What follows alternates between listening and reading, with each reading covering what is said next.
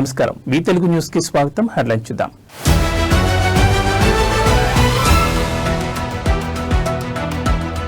November 1న London కు CM Chandrababu.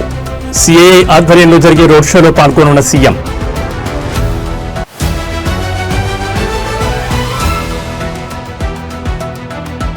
Telangana మంత్రివర్గంలోకి Azharuddin. రేపు రాజ్భవన్లో ప్రమాణ స్వీకారం.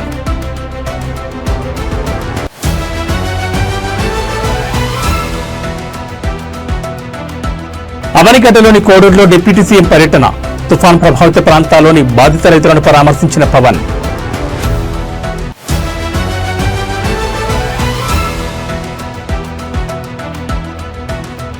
వరంగల్పై మోంధా తుఫాన్ ప్రళయం.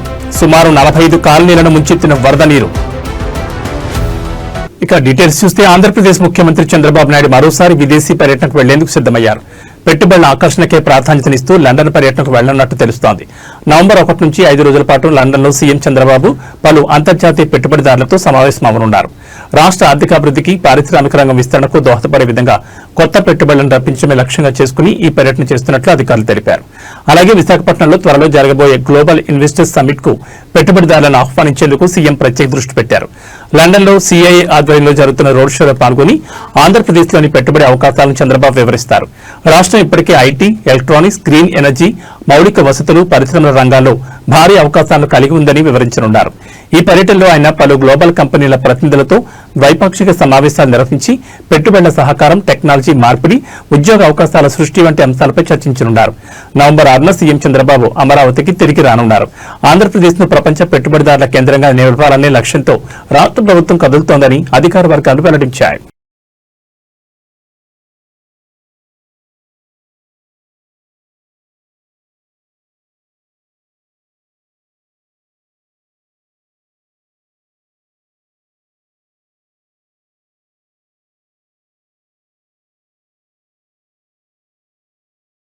కాంగ్రెస్ సీనియర్ నేత మాజీ క్రికెటర్ మహమ్మద్ అజారుద్దీన్ కు రాష్ట్ర కేబినెట్ లో భర్తీ ఖరారైంది. శుక్రవారం ఉదయం 11 గంటలకు రాజ్భవన్ లో ఆయనతో గవర్నర్ జిష్ణుదేవ్ వర్మ మంత్రిగా ప్రమాణం చేయించనున్నారు. సీఎం గా రేవంత్ రెడ్డి ప్రమాణ స్వీకారం తర్వాత ఇది కేబినెట్ రెండో విస్తరణ. 3 మంత్రి పదవులు ఖాళీగా ఉండగా అజారుద్దీన్ వారికి తాజా విస్తరణను పరిమితం చేయనున్నారు. ప్రస్తుతం సీఎం సహా రాష్ట్ర కేబినెట్ లో మొత్తం 15 మంది ఉన్నారు. అజారుద్దీన్ రాకతో మంత్రుల సంఖ్య 16కు చేరనుంది.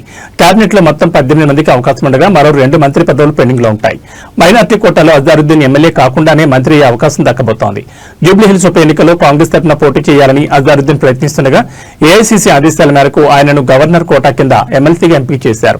ఎమ్మెల్సీ నియామక ప్రక్రియ పెండింగ్ లో ఉన్నప్పటికీ అజారుద్దీన్ ను కేబినెట్ లో తీసుకోవాలని హైకమాండ్ నిర్ణయించడంతో మంత్రివర్గ విస్తరణకు ఆయన ప్రమాణ స్వీకార కార్యక్రమానికి CM Revanth Reddy green signal ఇచ్చారు.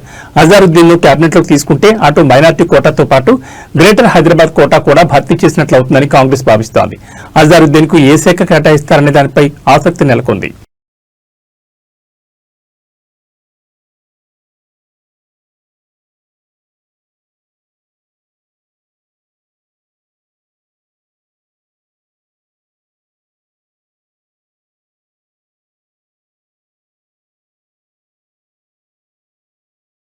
కృష్ణా జిల్లాలోని కోడూరులో తుఫాను ప్రభావిత ప్రాంతాల్లో నేల కొరిగిన వరి పంట పొలాలను AP deputy CM Pawan Kalyan పరిశీలించారు. స్థానిక రైతులతో కలిసి దెబ్బతిన్న వరి పొలాలను పరిశీలించారు. ఈ సందర్భంగా తుఫాను కారణంగా నష్టపోయిన రైతులను ఆయన పరామర్శించారు. ఈ నేపథ్యంలో పంట నష్టంపై వివరాలు అడిగి తెలుసుకున్నారు. తుఫాన్తో నష్టపోయిన ప్రతి ఒక్క రైతును ఆదుకుంటామని పవన్ కళ్యాణ్ భరోసా కల్పించారు. అలాగే తుఫాను కారణంగా నష్టపోయామని ఉప ముఖ్యమంత్రి పవన్ కళ్యాణ్ కు రైతులు తెలిపారు. ఎకరానికి 30,000 రూపాయలు ఖర్చయింది. తడిసిన ధాన్యం, రంగుబారిన ధాన్యం కొనుగోలు చేయాలని కోరారు. ఇటువంటి ప్రకృతి విపత్తుల సమయంలో కౌలు రైతులకు అన్యాయం జరుగుతోంది. అప్పులు చేసి వ్యవసాయం చేస్తున్నాం. కౌలు డబ్బులు కూడా రాని పరిస్థితి నెలకొందని అన్నారు. ప్రభుత్వం నుంచి కౌలు రైతులకు సాయం అందేలా చూడాలని వేడుకున్నారు. 2-3 రోజుల్లో పంట నష్టం అంచనాలు పూర్తి చేసి ప్రభుత్వానికి నివేదికిస్తామని పవన్ కి కలెక్టర్ బాలాజీ వివరించారు. రైతులను అన్ని విధాలా ఆదుకుంటాం. ఎవరూ ఆందోళన చెందకూడదని డిప్యూటీ సీఎం పవన్ కళ్యాణ్ వెల్లడించారు.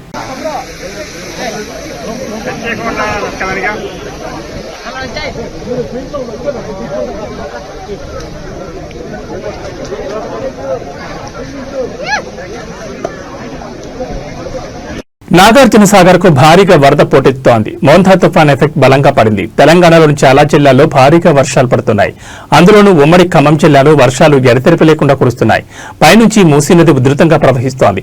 భారీగా వరద నీరు, వర్షపు నీరు రావడంతో సాగర్ నిండుకుండలా మారింది. దీంతో అధికారులు 20 గేట్లెత్తి నీటిని కిందికి విడుదల చేస్తున్నారు. 16 గేట్లు 10 అడుగులు, 4 గేట్ల 5 అడుగుల వరకు పైకెత్తి 2,72,608 క్యూసెక్కుల నీటిని దిగువకు విడుదల చేస్తున్నారు. ప్రాజెక్టు పూర్తిస్థాయి నీటి మట్టం 590 అడుగులు కాగా ప్రస్తుత నీటి మట్టం కూడా 590 అడుగులు ఉండడంతో అధికారులు కిందకు నీటిని విడుదల చేస్తున్నారు. పూర్తిస్థాయి నీటి నిల్వ సామర్థ్యం 312.0450 టీఎంసీలు కాగా ప్రస్తుత నీటి నిల్వ సామర్థ్యం 312.0450 టీఎంసీలుగా ఉంది. ఇన్ఫ్లో అండ్ అవుట్ఫ్లో కలిపి 3,662 క్యూసెక్లుగా ఉంది. జల విద్యుత్ కేంద్రాల్లో విద్యుత్ ఉత్పత్తి కొనసాగుతోంది. ప్రాజెక్టు గేట్ల ఎత్తడంతో దిగువన ఉన్న గ్రామాల ప్రజలను అధికారులు అప్రమత్తం చేస్తున్నారు. కాలువల్లో భారీగా వరద నీళ్లు కిందకు వెళ్తుండటంతో వాగుల్లో ఉన్న వారందరూ బయటకు రావాలంటూ హెచ్చరిస్తున్నారు. పశువుల కాపరులు, జాలర్లు ఎవరైనా కాలువల వెంబడి ఉంటే సురక్షిత ప్రాంతాలకు వెళ్లిపోవాలని సూచిస్తున్నారు అధికారులు.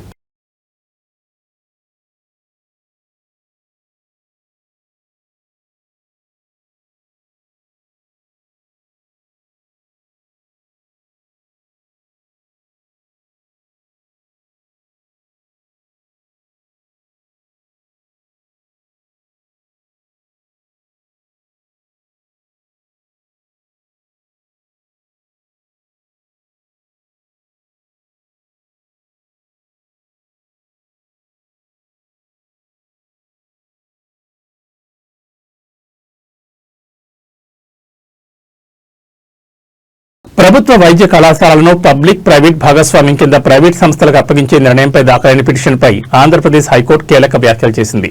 ఈ దశలో ఎలాంటి మధ్యంతర ఉత్తర్వులు జారీ చేయలేమని, టెండర్ ప్రక్రియను నిలిపివేయలేమని స్పష్టం చేసింది. రాష్ట్రంలోని వైద్య కళాశాలలను పీపీపీ విధానంలోకి మార్చడం ద్వారా థర్డ్ పార్టీకి హక్కులు కల్పించకుండా ప్రభుత్వానికి ఆదేశాలు ఇవ్వాలని కోరుతూ హైకోర్టులో పిటిషన్ దాఖలైంది. దీనిపై విచారణ చేపట్టిన న్యాయస్థానం ఇది ప్రభుత్వ విధానపరమైన నిర్ణయమని అభిప్రాయపడింది. ప్రభుత్వ నిర్ణయం చట్టవిరుద్దమని తెలిపితే తప్ప తాము జోక్యం చేసుకోలేమని తేల్చి చెప్పింది. ఈ వ్యవహారంలో కౌంటర్ దాఖలు చేసేందుకు రాష్ట్ర ప్రభుత్వానికి సమయం ఇస్తున్నట్లు హైకోర్టు ప్రకటించింది. ప్రభుత్వం తమ వాదనలు వినిపించిన తర్వాతే అన్ని అంశాలను పరిశీలిస్తామని పేర్కొంది. తదుపరి విచారణను 4 వారాలకు వాయిదా వేస్తున్నట్లు ఉన్నత న్యాయస్థానం వెల్లడించింది.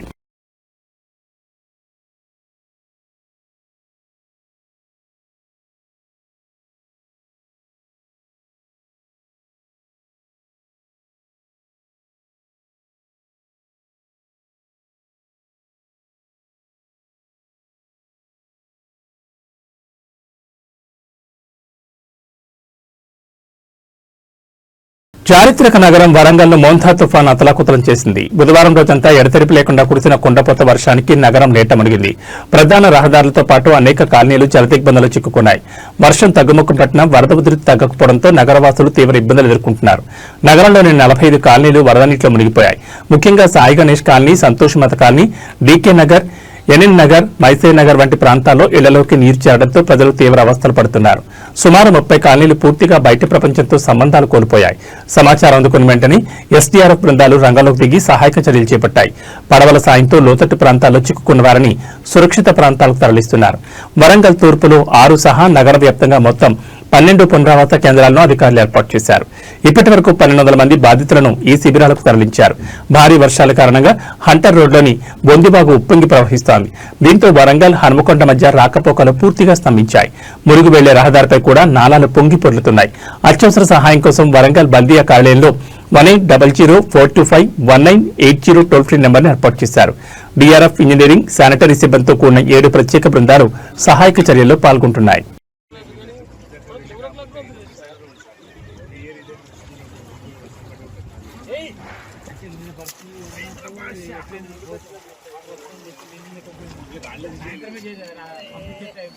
లోడ్ ఎక్కువైతుంది మా బండిలో అక్కడే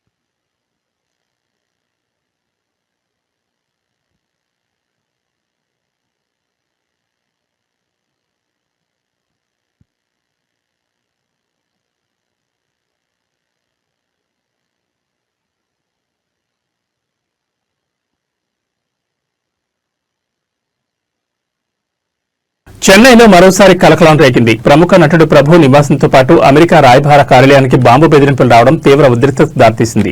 గుర్తు తెలియని వ్యక్తులు పంపిన ఈమెయిల్తో పోలీసు యంత్రాంగం అప్రమత్తమైంది. తమిళనాడు డీజీపీ కార్యాలయానికి వచ్చిన ఓ ఈమెయిల్లో ఈ బెదిరింపులున్నట్లు అధికారులు గుర్తించారు. చెన్నైలోని అన్నా ఫ్లైఓవర్ సమీపంలో ఉన్న అమెరికా కాన్సులేట్లో ఆ తర్వాత నటుడు ప్రభు ఇంట్లో బాంబు పేలుతుందని దొండగులు హెచ్చరించారు. ఈ సమాచారం అందుకున్న వెంటనే చెన్నై పోలీసులు bomb disposable squad sniffer dogs తో రంగంలోకి దిగారు. అమెరికా కాన్సులేట్ భవనం, నటుడు ప్రభు నివాసం వద్ద భద్రతను కట్టుదిట్టం చేసి ముమ్మర తనిఖీలు చేపట్టారు. గంటల తరబడి క్షుణ్ణంగా గాలించినప్పటికీ ఎలాంటి పేలుడు పదార్థాలు లభ్యం కాలేదని స్పష్టం చేశారు. ఇదే క్రమంలో అమెరికా కాన్సులేట్లో పనిచేసే మరికొందరు అధికారులతో పాటు నటుడు ఎస్వి శేఖర్, మైలాపూర్లోని సుబ్రహ్మణ్య స్వామి నివాసాలకు కూడా ఇలాంటి బెదిరింపులు వచ్చినట్లు తెలుస్తోంది.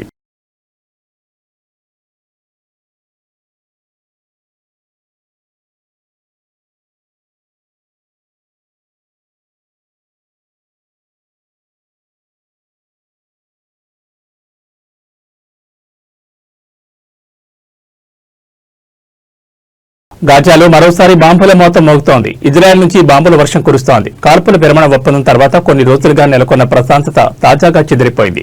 అయితే ఇందుకు కారణం హమాస్ ఉగ్రవాదులేనని ఇజ్రాయెల్ డిఫెన్స్ ఫోర్స్ ఆరోపిస్తోంది. ఇజ్రాయెల్ ప్రధాని నెతన్యాహు ఆదేశాలతో మళ్లీ దాడులు ప్రారంభించింది. తాము కాల్పుల విరమణ ఒప్పందానికి కట్టుబడి ఉన్నప్పటికీ హమాస్ పదే పదే ఒప్పందాన్ని ఉల్లంఘించడంతో ప్రతీకార దాడులు చేయక తప్పడం లేదని వివరణ ఇచ్చింది. తాజాగా బుధవారం ఇజ్రాయెల్ సైన్యం జరిపిన బాంబు దాడుల్లో గాజాలో 104 మంది మరణించినట్లు సమాచారం. దక్షిణ గాజాలో ఉన్న తమ బలగాలపై హమాస్ కాల్పులు జరిపినందుకే తాము మళ్లీ యుద్దం ప్రారంభించామని నెతన్యాహు తెలిపారు. తమ సైనికుని హమాస్ చంపేయడంతో టెర్రర్ గ్రూపులపై దాడులు చేస్తున్నామని చెప్పారు. మంగళవారం రాత్రి నుంచి ఇజ్రాయెల్ చేస్తున్న బాంబు దాడుల్లో ఇప్పటి వరకు 104 మంది పాలస్తీనా పౌరులు చనిపోగా మరో 250 మందికి గాయాలయ్యాయి. అయితే నెతన్యాహు ఆరోపణలను హమాస్ ఖండించింది. తమ వైపు నుంచి ఎలాంటి కాల్పులు జరగకున్నా స్కూళ్లు, ఇళ్లపై ఐడీఎఫ్ బాంబులు వేస్తోందని ఆరోపించింది.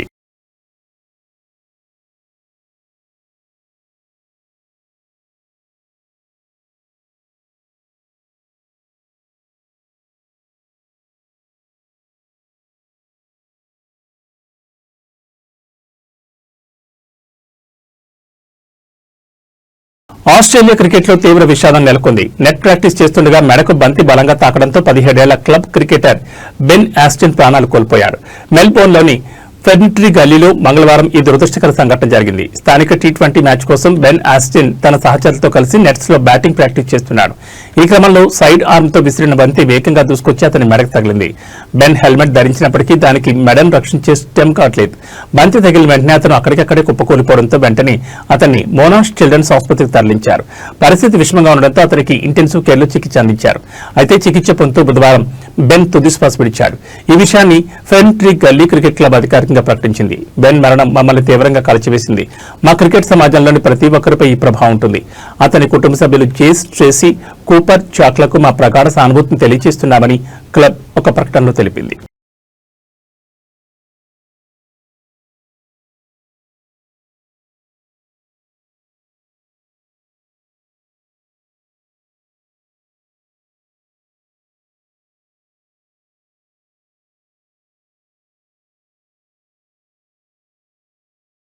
మౌంతా తుఫాన్ నేపథ్యంలో ములుగు జిల్లాలోని ప్రజలు అప్రమత్తంగా ఉండాలని జిల్లా కలెక్టర్ టీఎస్ దివాకర్ పిలుపునిచ్చారు. జిల్లా ప్రజలు అవసరమైతేనే బయటకు రావాలన్నారు. అలాగే మత్స్యకారులు వేటకు వెళ్లొద్దని సూచించారు. జిల్లా యంత్రాంగం ఎప్పటికప్పుడు పర్యవేక్షణ చేస్తూ లోతట్టు ప్రాంత ప్రజలను అప్రమత్తం చేయాలని అధికారులకు కలెక్టర్ ఆదేశాలిచ్చారు. తుఫాన్ కారణంగా జిల్లా పరిధిలో ఎలాంటి అవాంఛనీయ ఘటనలు జరగకుండా ముందస్తు చర్యలు తీసుకున్నట్లు కలెక్టర్ తెలిపారు. జిల్లా ప్రజలందరికీ నమస్కారం. ఈ ప్రస్తుతం వస్తున్న తుఫాన్ అనేది చాలా ఉధృతంగా మారుతుంది. చాలా డేంజరస్ పొజిషన్కి మనం కూడా వెళ్తున్నాము. అందరికీ మేము చెప్పేది ఏంటంటే దయచేసి అనవసరంగా ఇంటి నుంచి బయట రావద్దు, ఇంట్లోనే మీరు ఉండండి. ఆల్రెడీ మన పంచాయతీ డిపార్ట్మెంట్ నుంచి కానీ మున్సిపాలిటీ డిపార్ట్మెంట్ నుంచి కానీ ఏదైతే డిలాపిటేటెడ్ హౌసెస్ ఉందో వాళ్ళందరికీ నోటీసులు ఇవ్వడం జరిగింది, ఇన్ఫర్మేషన్ ఇవ్వడం జరిగింది. వీలైతే మీ కుటుంబ సభ్యులు కానీ మీ బంధువులు ఇంటికి వెళ్ళగలిగితే వెళ్ళండి. లేదు అంటే మనము స్థానికంగా ఏర్పాటు చేసిన రిహాబిలిటేషన్ సెంటర్స్కి కూడా మీరు రావచ్చు. దయచేసి ఎవరు కూడా చెరువులు, కుంటలు, వాగులు, వంకలు దాంట్లో స్విమ్మింగ్కి కానీ ఫోటో తీయడానికి కానీ ఫిషింగ్కి కానీ దయచేసి వెళ్ళవద్దు. గొర్రెలు మేపేవాళ్ళు, అనిమల్స్ రేరింగ్కి చేసేవాళ్ళు వాగు దాటి వెళ్ళడానికి ట్రై చేయొద్దు.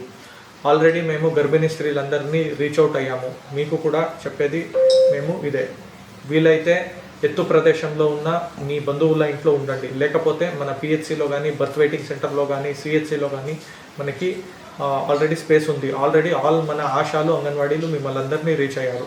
దయచేసి ప్రతి ఒక్కళ్ళు కోఆపరేట్ చేయాలని మేము కోరుకుంటున్నాము. మనకి ఈరోజు ఆల్రెడీ మారిన పరిస్థితుల్లో తూర్పుగోదావరి జిల్లా కొవ్వూరు నియోజకవర్గం తాళ్లపూడి మండలం గజ్జరం గ్రామాన్ని ఎమ్మెల్యే ముప్పిడి వెంకటేశ్వరరావు పరిశీలించారు.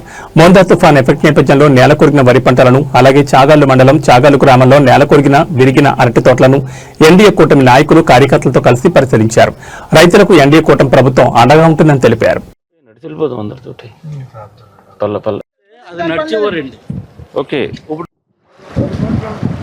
అప్పుడు అది మన కొత్త బ్రిడ్జి కాబట్టి పిల్లలకు చేసేయండి. 6-8 తోట బ్రిడ్జి.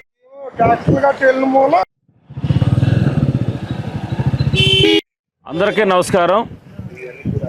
గత 3 రోజులుగా ముంతాన్ తుఫాన్ ఏదైతుందో అది రాష్ట్రంలో ఉన్నటువంటి దాదాపుగా ఎక్కువ జిల్లాల్లో దీని ప్రభావంతో గత 3 రోజుల నుంచి అనేక ఇబ్బందులు పడుతూ ఉన్నాం. నిన్నటి నుంచి కూడా వీస్తున్నటువంటి గాలులు కానీ వర్షాలతోటి కానీ ఎక్కడెక్కడ చెట్లు పడిపోవడం కానీ, కరెంటు స్తంభాలు పడిపోవడం కానీ, వైర్లు తెగిపోవడంలో కానీ, అదేవిధంగా కొన్ని పాక్షికంగా కొన్నిళ్ళు, పూర్తిగా కూడా కొన్నిళ్ళు ఈ తుఫాన్ తోటి గాలితోటి పడిపోయిన సంఘటనలు మనం చూస్తూ ఉన్నాం.